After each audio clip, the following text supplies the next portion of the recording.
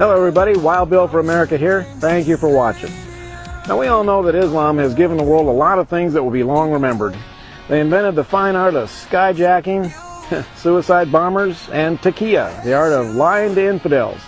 They are the only religion to develop a preschool program where the children sing about exterminating Jews, and I do believe they are the only ones to demolish 2 skyscrapers while 3,000 people were still inside. Yes, Islam has a long and proud history of doing things that nobody else does. But by far the most creative invention of Islam is the Palestinian, a person who has never been seen before in the modern world, who supposedly lived in a nation that never existed. The Palestinian was invented shortly after the nation of Israel sprang into existence as the new name for the traditional home of the Jewish people.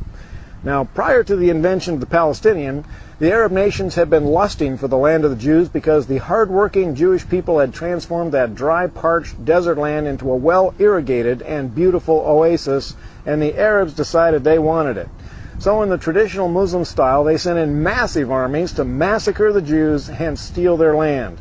But the Israelis stomped the living doggy-doo out of them and sent the Arabs fleeing back across the border like a bunch of whipped puppy dogs, and they've been afraid of the Israelis ever since.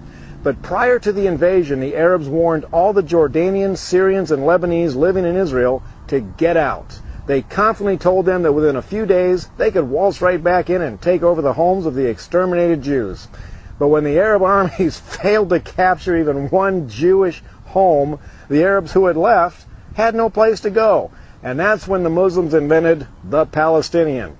They told the Jordanians, Syrians, and Lebanese that they are now Palestinians, and they were to spread the story that the Jews had stolen their homeland from them, leaving them as poor refugees. Now, the idiots at the United Nations bought that lie hook, line, and sinker, and American liberals, also being idiots, joined right in. And the Palestinian came into existence for the express purpose of causing trouble for Israel.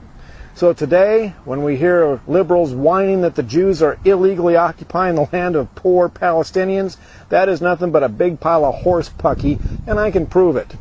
The next time you talk to one of these supporters of the poor Palestinians, ask them a few questions.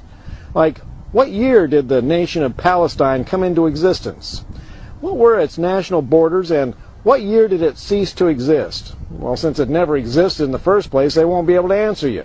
But don't stop there. Ask them, what currency did the nation of Palestine use, and why is there no history of it?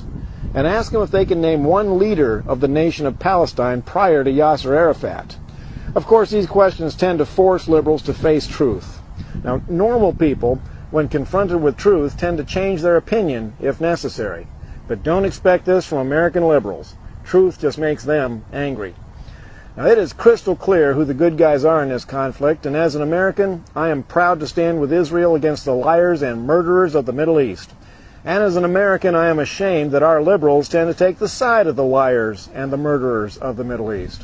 This is Wild Bill for America. Thank you for watching, and God bless America again.